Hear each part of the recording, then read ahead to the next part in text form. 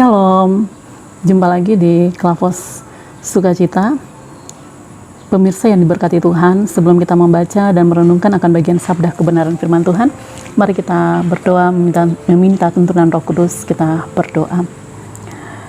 Selalu kami dikuatkan dan dihibur oleh suara Tuhan lewat firman-Mu yang menghidupkan kami melalui hamba-hamba Tuhan lewat channel Klavos Sukacita.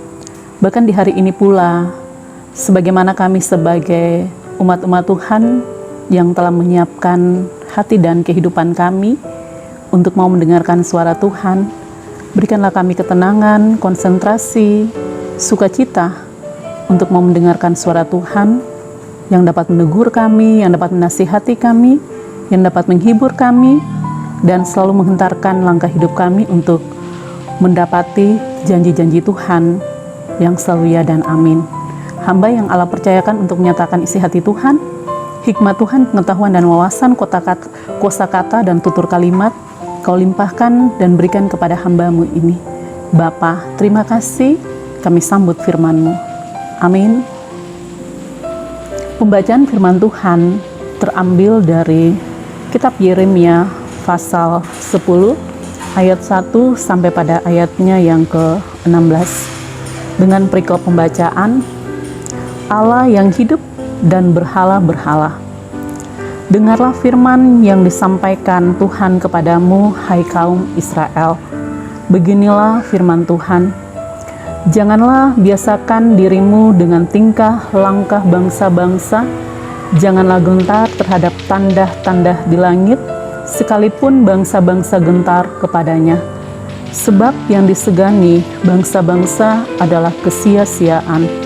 Bukankah berhala itu pohon kayu yang ditebang orang dari hutan, yang dikerjakan dengan pahat oleh tangan tukang kayu? Orang memperindahnya dengan emas dan perak. Orang memperkuatnya dengan paku dan palu, supaya jangan goyang. Berhala itu sama seperti orang-orangan di kebun mentimun, tidak dapat berbicara. Orang harus mengangkatnya sebab tidak dapat melangkah. Janganlah takut kepadanya, sebab berhala itu tidak dapat berbuat jahat, dan berbuat baik pun tidak dapat. Tidak ada yang sama seperti Engkau ya Tuhan. Engkau besar dan nama-Mu besar oleh keperkasaan. Siapakah yang tidak takut kepadamu, ya Raja bangsa-bangsa? Sungguh, kepadamulah seharusnya sikap yang demikian. Sebab di antara semua orang bijaksana dari bangsa-bangsa dan di antara raja-raja mereka tidak ada yang sama seperti Engkau. Berhala itu semuanya bodoh dan dungu. Petunjuk dewa itu sia-sia, karena ia hanya kayu belaka, perak kepingan dibawa dari Tarsis, dan emas dari Ufas. Berhala itu buatan tukang dan buatan tangan pandai emas. Pakaiannya dari kain ungu tua dan kain ungu muda. Semuanya buatan orang-orang ahli. Tetapi Tuhan adalah Allah yang benar. Dialah Allah yang hidup dan Raja yang kekal. Bumi goncang karena murkanya, dan bangsa-bangsa tidak tahan akan geramnya. Beginilah harus kamu katakan kepada mereka, para Allah yang tidak menjadikan langit dan bumi akan lenyap dari bumi dan dari kolong langit ini. Tuhanlah yang menjadikan bumi dengan kekuatannya, yang menegakkan dunia dengan kebijaksanaannya, dan yang membentangkan langit dengan akal budinya. Apabila ia memperdengarkan suaranya, menderulah bunyi air di langit. Ia menaikkan kabut awan dari ujung bumi. Ia membuat kilat serta dengan hujan dan mengeluarkan angin dari perbendaharaannya. Setiap manusia ternyata bodoh, tidak berpengetahuan, dan setiap pandai emas menjadi malu karena patung buatannya.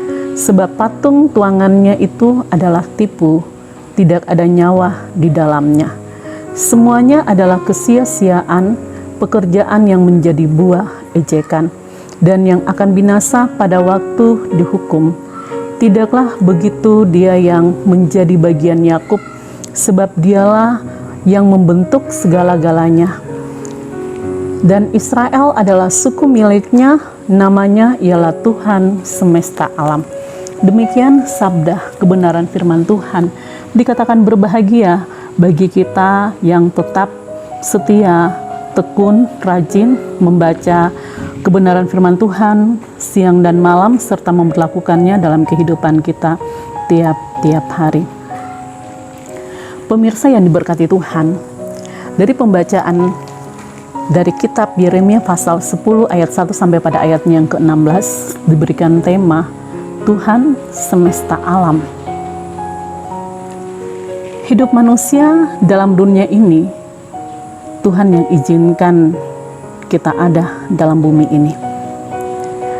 Menjalani kehidupan dalam bumi ini, dalam menikmati dengan memandang setiap ciptaan Tuhan, lukisan yang begitu indah dan bagus Ia berikan dalam kehidupan saya dan pemirsa sekalian. Tetapi manusia terkadang berjalan dengan ketidakpuasan dalam setiap dipengaruhi dengan tawaran-tawaran dunia, kenikmatan yang hanya sesaat dan sementara saja.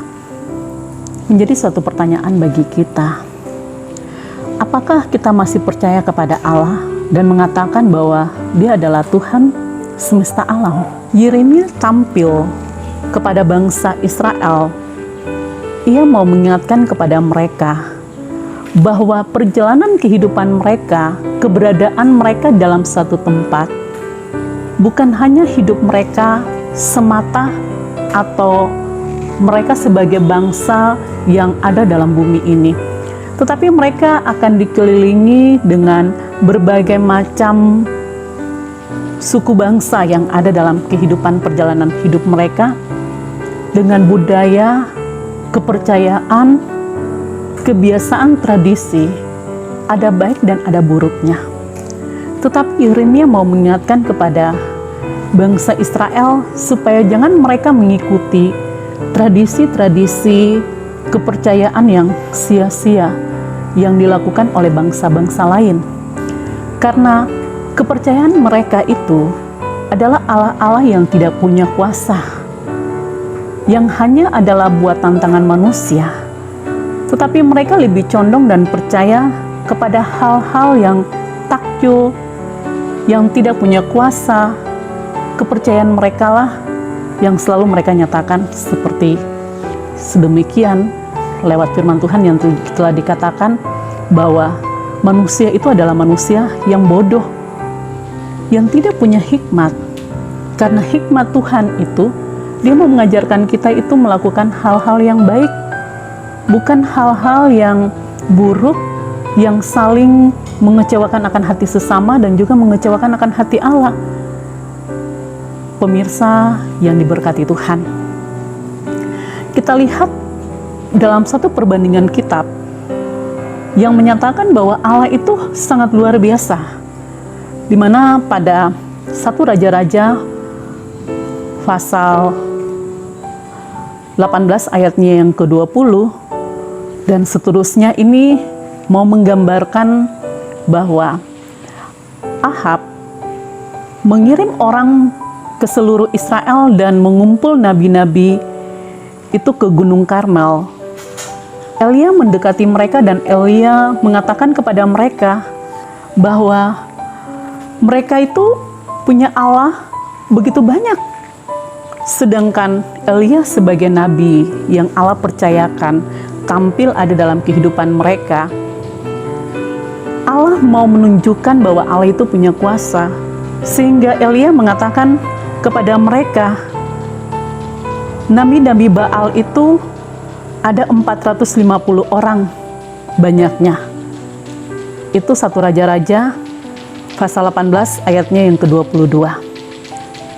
Elia mengajak kepada mereka supaya mereka memanggil Allah mereka. Mereka harus membuat korban persembahan dalam bentuk memberikan seekor lembu dengan dibakar di atas tungku api yang harus mereka memanggil Allah mereka. Apakah Allah mereka itu punya kuasa yang dapat menyatakan suara kepada mereka, yang dapat menunjukkan kuasa kepada mereka? Beberapa kali mereka berteriak memanggil Allah mereka, tetapi tidak ada tanda sedikit pun. Elia pula mau menyatakan dan menunjukkan bahwa Allah begitu luar biasa. Allah perkasa, Allah yang mengutus Elia tampil dan ada bersama-sama dengan mereka. Elia pula mengumpul kayu dengan jumlah 12 kayu dengan membuat api, serta Elia memanggil nama Tuhan untuk menyatakan kuasanya. Itu dapat kita lihat pada ayatnya yang ke-38, 1 Raja-Raja pasal 18 ayatnya yang ke-38. Elia memanggil nama Tuhan, berseru kepada Tuhan, sehingga Tuhan menyatakan bahwa Dia punya kuasa, Dia hadir, Dia hidup. Lalu turunlah api Tuhan menyambar habis korban bakaran kayu api, batu dan tanah itu. Bahkan air yang dalam parit itu habis dijilatnya. Berarti Allah telah nampak hadir dalam kehidupan para nabi-nabi yang mereka percaya kepada Baal-Baal. Pemirsa yang diberkati Tuhan, zaman modern yang canggih ini, dengan adanya berbagai macam tantangan cobaan yang datang silih berganti, tanda-tanda yang terkadang orang berpikir tanda-tanda dalam dunia ini mengarahkan kita bahwa ini merupakan tanda-tanda akhir zaman. Apakah jemaat atau pemirsa berada dalam ketakutan?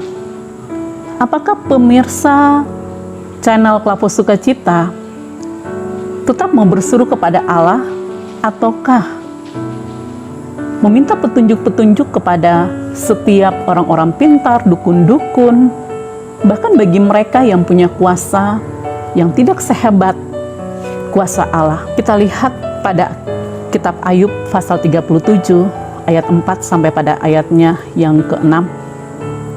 Ini Elihu juga tampil kepada Ayub. Ayub adalah orang yang tekun dan setia kepada Allah. Tetapi Ayub mengalami suatu kebimbangan, keraguan-raguan. Ayub terkadang menganggap remeh orang lain. Nah, bagi kita orang-orang pintar, terkadang lupa kepada Allah. Terkadang anggap remeh. Tetapi Elihu mau mengingatkan kepada Ayub bahwa jangan engkau menganggap remeh. Jangan engkau memandang rendah orang lain, tapi engkau lihat dengan tanda-tanda Allah itu punya kuasa. Karena orang-orang yang ada bersama-sama dengan Ayub, bahkan khususnya Elihu, berbicara tentang kuasanya Allah. Sedangkan Ayub, karena dengan penderitaan yang begitu berkepanjangan, yang menurut Ayub bahwa sudah tidak sanggup, tidak mampu untuk melewati semua cobaan ini, Ayub tidak percaya kepada Allah. Tetapi Allah mengasihi Ayub. Allah menghadirkan Elihu untuk mengingatkan Ayub. Maka bagi kita yang punya berbagai macam persoalan, yang punya berbagai macam masalah, jangan kecewa, jangan putus asa. Ia mengatakan, marilah datang kepadaku semua orang yang beban berat dan letih lesu. Aku akan memberikan kelegaan kepadamu. Setiap persoalan, setiap kesakitan, setiap tantangan, cobaan, itu hanya sebagai hal yang menempel di dalam kehidupan kita. Allah mau melihat sampai sejauh mana kita datang, kita berseru kepada Dia. Kalau kita tekun, kita setia, kita tetap berharap dan tetap sabar dan percaya segala sesuatu itu ada waktunya. Itu merupakan suatu ungkapan si pengkhotbah kepada kita. Maka percaya segala sesuatu itu ada waktunya. Percaya pertolongan Tuhan itu datang tepat pada waktunya. Percaya bahwa tangan Tuhan itu tidak pendek untuk menolong saya dan pemirsa. Tangan Tuhan itu begitu panjang, dengan kuasanya, dengan bilur-bilur darahnya, Dia menyembuhkan saya dan pemirsa sekalian. Dia mengangkat semua persoalan kita, karena Dia adalah Tuhan semesta alam ini. Dia ada di dalam bumi ini. Dia hidup. Dia punya kuasa yang selalu akan Dia berikan dalam kehidupan saya dan pemirsa sekalian. Tuhan yang mempunyai firman memberkati kita. Amin. Kita berdoa. Terima kasih Bapa, Kau begitu baik dalam kehidupan kami. Ajarilah kami untuk percaya kepada Engkau Allah dengan sungguh. Ajarilah kami Tuhan untuk tetap sabar dan setia menantikan jawaban doa ketika kami mengalami banyak tanda-tanda yang ada dalam dunia ini, dengan gejolak-gejolak bumi yang menurut pandangan kami begitu hebat, bahkan seringkali membawa arah pola berpikir kami memandang tanda-tanda akhir zaman. Tuhan, angkat semua pandangan-pandangan keburukan daripada kami. Biarlah kami selalu mau berserah kepada Engkau, dan kami percaya ketika kami hidup dalam Engkau, Engkau hidup dalam kami. Maka apapun yang terjadi dalam bumi ini tidak dapat membinasakan akan kehidupan kami. Engkau dapat memberikan kami kelegaan, Engkau dapat membuka jalan buat kami, Engkau dapat memberikan kami kesembuhan bagi mereka yang sakit, yang selalu bersandar kepada Engkau. Dalam nama Tuhan Yesus Kristus, Engkau dokter dan tabib hadir dalam kehidupan mereka. Bapa, terima kasih Tuhan. Biarlah pada tangan-Mu yang berbekas paku, dengan adanya obat yang begitu mujarab, Kau berikan hati yang gembira, karena hati yang gembira mematikan setiap sakit penyakit apapun dalam kehidupan kami yang mengalami kesakitan. Dalam nama Tuhan Yesus Kristus. Terima kasih Tuhan, ini doa kami. Amin. Shalom. Tuhan Yesus memberkati.